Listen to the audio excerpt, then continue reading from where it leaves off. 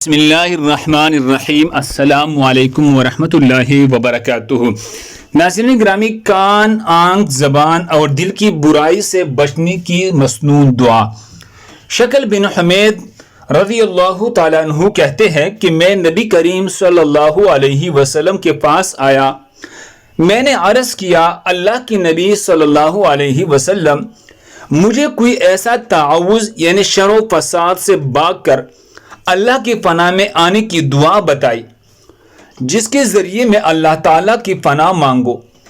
آپ نے میرا ہاتھ پکڑا، یعنی حضور نے میرا ہاتھ پکڑا اور فرمایا، کہو یہ دعا: اللہم انی اعوذ بک من شر سمعی وشر بصری وشر لسانی وشر قلبی وشر منی۔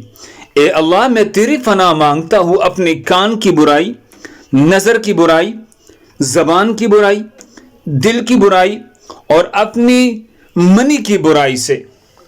سنن نسائی میں یہ دعا موجود ہے، حدیث نمبر 5446۔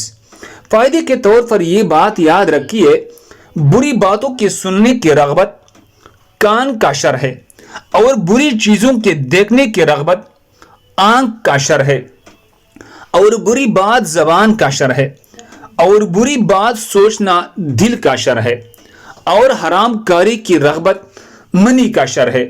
ان سب سے اللہ پاک عز و جل ہر مسلمان کو بچائے، آمین۔ اللہ ہم سب کو اس پر عمل کرنے کی توفیق عطا فرمائے۔ دوسری مسلمانوں کے فائدے کے لیے آگے ضرور شیئر کریں۔ مزید خوبصورت دعاؤں کے لیے ہمارے چینل کو سبسکرائب کریں۔ جزاکم اللہ خیر۔